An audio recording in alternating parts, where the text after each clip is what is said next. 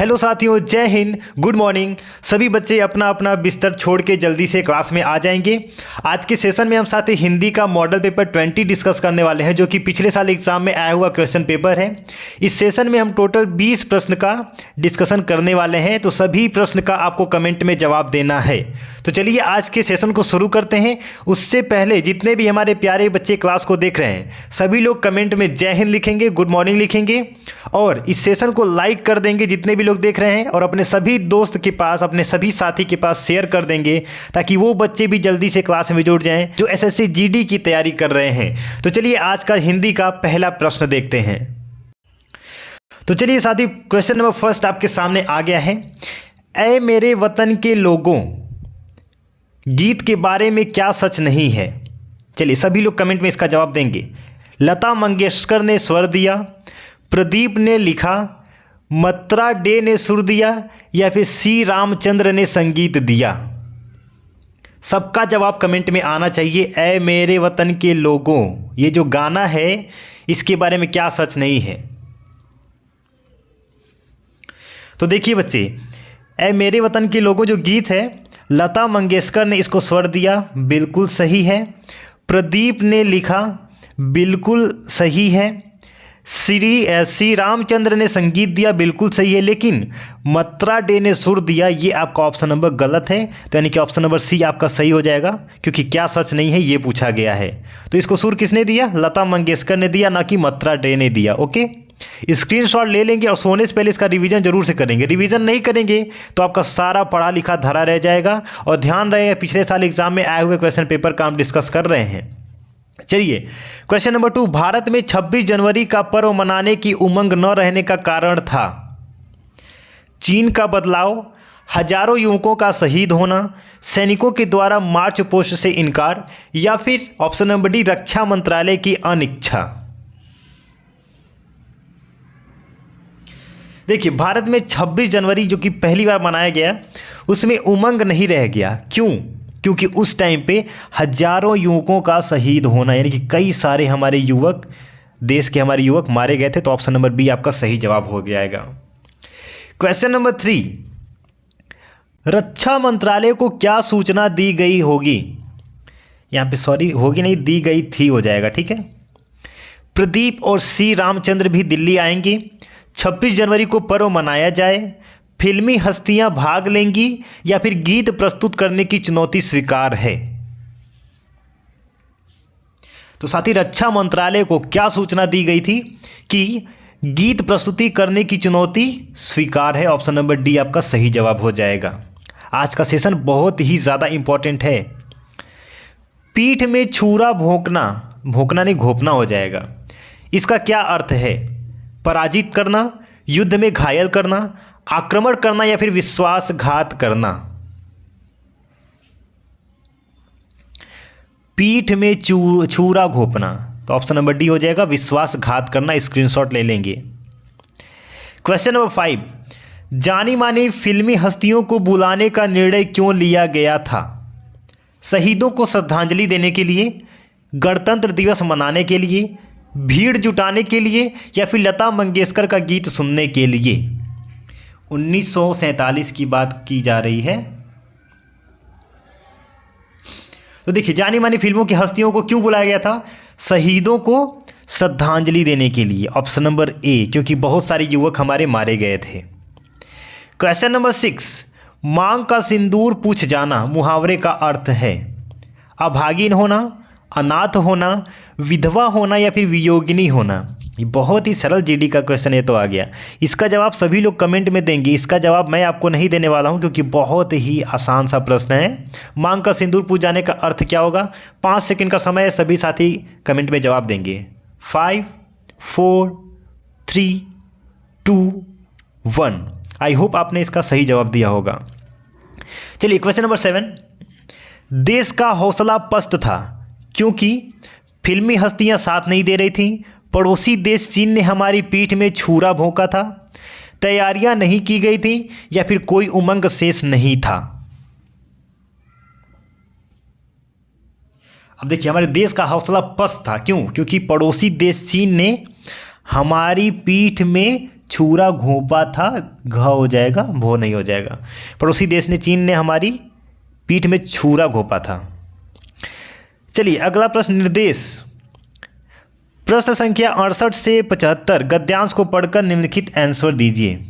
चलिए हम यहाँ पे गद्यांश तो पढ़ेंगे नहीं, लेकिन उससे रिलेटेड क्वेश्चन जरूर देख लेंगे। गद्यांश आप क्वेश्चन में जरूर से पढ़ेंगे जब भी आप पेपर में देने जाएंगे तो। प्रकृति किसकी देन है, ये कौन सा क्वेश्चन आ गया? मनुष्य, ईश्वर, सरकार या फिर समाज? इसका जवाब जल्दी से कमेंट में दे दीजिए। तो प्रकृति किसका देन है? इतना सरल क्वेश्चन तो नहीं एक्सपेक्टेड है भाई, पर ये पूछा गया है जीडी में। चलिए इसका जवाब कमेंट में आ गया होगा। मनुष्य किसकी गोद में पला बड़ा है? प्रकृति, माँ, सरकार या फिर वन? तो देखिए साथी, मनुष्य ना माँ की गोद में नहीं पला बड़ा है। आप लोग माँ को ही सोच रहे थे, लेकिन यहाँ पे जवाब क्या हो जाएगा? प्रकृति की गोद में पला बड़ा है। किसकी गोद में? प्रकृति। देखिए किसी माँ, बेटी या फिर बेटी की बात की जाती है ना, बेटा या फिर बेटी, तो माँ की गोद में पलने की बात हो जाती है। लेकिन मनुष्य जनजाति की बात की जा रही है, यानी कि पूरा मनुष्य मानव जाति की बात की जा रही है, तो प्रकृति की गोद में पला बड़ा है। किसके गोद में? प्रकृति की गोद में बड़ा वाला है। चलिए अगला प्रश्न देखते हैं।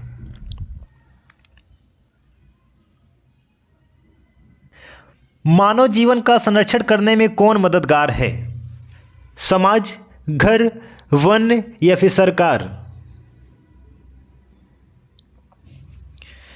मानव जीवन का संरक्षण तो वन हो जाएगा, ऑप्शन नंबर सी। देखिए समाज आपके कभी भी आपका हित नहीं चाहता है, मानव जीवन का संरक्षण तो कभी कर ही नहीं सकता। घर नहीं हो सकता क्योंकि ये रहने का स्थान है, हम सिर्फ रह सकते हैं, लेकिन खाना पीना हमको वहाँ पे नहीं मिल सकता। सरकार हमको कुछ नहीं देती है, बस हमसे लेती है, ये तो आप सब लोग जानते हैं। सरकार से हमको बहुत चीज़ें एक्सपेक्ट नहीं करनी चाहिए, हमारा कर्म ही सब कुछ होता है। लेकिन वन में अगर हम रहें तो वहाँ पे खाने पीने, रहने, वातावरण, ऑक्सीजन सब कुछ हमको मिल सकता है, यानी कि मानव जीवन का संरक्षण करने के लिए पूरा सक्षम है। कौन? ऑप्शन नंबर सी हो जाएगा, वन। चलिए क्वेश्चन नंबर 11, महोत्सव शब्द में कौन सी संधि है? दीर्घ संधि, यण संधि, गुण संधि या फिर वृद्धि संधि? अब संधि पूछा गया तो सबसे पहले इसका हम संधि विच्छेद करेंगे, तो क्या हो जाएगा साथी? महाधन उत्सव हो जाएगा। क्या हो जाएगा? महाधन उत्सव हो जाएगा। और इसमें कौन सी संधि है? तो ऑप्शन नंबर सी, गुण संधि है। क्या कौन सी संधि है? गुण संधि। स्क्रीनशॉट ले लेंगे। एक बार सभी साथी सेशन को लाइक कर देंगे और चैनल को सब्सक्राइब जरूर से कर लेंगे। वन महोत्सव कार्यक्रम कब शुरू किया गया? 1955, 1950, 1949 या फिर 1951? सभी लोग सेशन को एक बार लाइक जरूर से कर देंगे। आप लोग लाइक नहीं करते हैं, गलत बात है ये। मैं आपसे कुछ मांगता नहीं हूँ सिवाय लाइक के। तो चलिए वन महोत्सव कार्यक्रम कब शुरू किया? 1950 में से शुरू किया गया। 1950 से शुरू किया गया। ऑप्शन नंबर बी आपका सही जवाब हो जाएगा। एक व्यक्ति साल में कितने पेड़ों का उपयोग करता है? 4, 5, 7 या फिर 9? अब देखिए एक व्यक्ति अपने पूरे जीवन काल में 7 पेड़ का उपयोग करता है। कितना? 7 पेड़ का उपयोग करता है। इसीलिए सबको बोला जाता है कि अपने जीवन काल में कम से कम 7 पेड़ तो आप लगाइए ही लगाइए। ठीक है। चलिए क्वेश्चन नंबर 14, विकास और जनसंख्या ने मनुष्य को कैसा बना दिया है? लालची, आदर्शवादी, आलसी या फिर अहिंसावादी? सबको क्या बना? लालची बना दिया है। क्या? लालची। जिसके पास जितना पैसा है वो उतने के लिए ही मांग कर रहा है, उतना ही उसके लिए लालच बढ़ता जा रहा है। किसी के पास साइकिल है तो वो बाइक के लिए लालची हो रहा है। जिसके पास बाइक है वो कार के लिए लालची हो रहा है। जिसके पास घर है वो महल के लिए लालची हो रहा है। जिसके पास महल है वो राजनीति यानी कि सरकार के लिए लालची हो रहा है। यानी कि जितना जितना हमारा दुनिया आगे बढ़ रहा है, लोग बहुत ही ज़्यादा लालची होते जा रहे हैं। सही बात है कि नहीं? कमेंट में जरूर बताइएगा। क्वेश्चन नंबर 15, सरकार को किसके संरक्षण के लिए विशेष कदम उठाने चाहिए? प्रकृति, जल, मिट्टी या फिर वन? इसका जवाब बहुत ही सरल है और ये बहुत ही इंपॉर्टेंट क्वेश्चन है। क्यों? क्योंकि साथ ही आप देखेंगे, बहुत इंपॉर्टेंट चीज़ बता रहा हूँ। दिल्ली में, न्यू दिल्ली में ऑक्सीजन का एक प्लांट खोला गया है, जहाँ पे मतलब एक क्लिनिक खोला गया जहाँ पे ऑक्सीजन लेने का चार्ज लगाया जा रहा है। 250 रुपया पर घंटा आप वहाँ पे ऑक्सीजन ले सकते हैं। सोचिए ये ऑक्सीजन फ्री है, लेकिन आज के टाइम पे ऑक्सीजन 250 रुपये घंटे का आपको ऑक्सीजन खरीदना पड़ रहा है। सांस जो कि हवा में फ्री है उसको भी हमें परचेस करना पड़ रहा है। ऐसा दिन आ गया है। क्यों? इतना ज़्यादा पेड़ कट रहे हैं लेकिन लगाने वाला कोई नहीं। एक पेड़ को तैयार होने में मिनिमम 10 साल लगते हैं, लेकिन काटने वाला रोज़ सैकड़ों पेड़, हज़ारों पेड़, करोड़ों पेड़ रोज़ कट रहे हैं। इसीलिए आज के टाइम पे टेम्परेचर देख रहे हैं जो कभी नहीं गया था, 60 तक टेम्परेचर, 54-55 डिग्री सेल्सियस तक टेम्परेचर जा रहा है। तो आने वाले टाइम पे बहुत ही ज़्यादा गर्मी बढ़ने वाली है और इस साल 2025 में बहुत भीषण गर्मी पड़ेगी, जिससे कई लोगों की मौत भी निश्चित है। तो सरकार को वन के लिए एक विशेष कदम उठाना चाहिए ताकि वहाँ पे कोई कटाई बुनाई ना हो, सिर्फ वन वन जैसा ही रहे, वरना आने वाले टाइम पे कुछ भी शेष नहीं रह जाएगा। जो फ्री में हवा है उसको खरीदा जा रहा है तो आगे क्या उम्मीद लगा सकते हैं। चलिए अगला प्रश्न देखते हैं। निर्देश 76 से 79 नीचे दिया गया हर एक वाक्य किसी भाग में बांटा गया है। आपको यह देखना है कि वाक्य में किस भाग में शब्द को गलत प्रयोग किया गया है या फिर कोई त्रुटि तो नहीं है। अच्छा चलिए समझ गए। इस क्वेश्चन में एक भाग में कोई गलती है वो आपको सेलेक्ट करना है। चलिए बताइए। एक मादा सूअर अपनी 6 बच्चों के साथ जो अभी 9-9 इंच से बड़े नहीं हुए थे रेलगाड़ी की तरह चलती जा रही थी। किस भाग में गलती है बताएंगे? तो देखिए साथी, जो एक मादा सूअर अपनी है इसी भाग में गलती है, तो ए नंबर यानी कि ऑप्शन नंबर सी आपका सही जवाब हो जाएगा। ए भाग में गलती है, एक मादा सूअर अपनी नहीं होगा, ठीक है ना, अपने होगा, ठीक है। Question number 17। शराब पीकर पुलिस ने सड़क पर हुड़दंग मचाने के लिए लड़कों को रात भर के लिए थाने में रोक लिया। अब देखिए, शराब पीकर पुलिस ऐसा करेगी क्या? तो यानी कि ए भाग में ये गलती है, तो ऑप्शन नंबर बी आपका सही जवाब हो जाएगा। चलिए क्वेश्चन नंबर 18। बात केवल इतनी नहीं है कि हमारा जीवन देहाती न रहकर शहरी हो गया है, उसमें बल्कि आत्मीयता के तत्व भी नष्ट हो गए हैं। किस भाग में गलती है जल्दी से बताएंगे। देखिए, आत्मीयता के तत्व भी नष्ट हो गए हैं, ये आपका गलत हो जाएगा। तो ऑप्शन नंबर डी किस में है? ए नंबर, यानी कि ऑप्शन नंबर ए आपका सही हो जाएगा। डी भाग में गलती है। चलिए क्वेश्चन नंबर 19। जिस व्यक्ति ने जितने अधिक धक्के खाए होते हैं वे उसका अनुभव उतना ही गहन और विशाल होता है। किस भाग में गलती है? देखिए, जिस व्यक्ति ने जितने, ये पढ़ने में ही पूरा उल्टा सीधा लग रहा है, तो ऑप्शन नंबर ए आपका सही जवाब हो जाएगा। ए भाग में गलती है। आज का अंतिम प्रश्न। विचार शब्द में इक प्रत्यय लगने से कौन सा शब्द बनेगा? विचारिक, वैचारिक, विचारिक या फिर वैचारिक?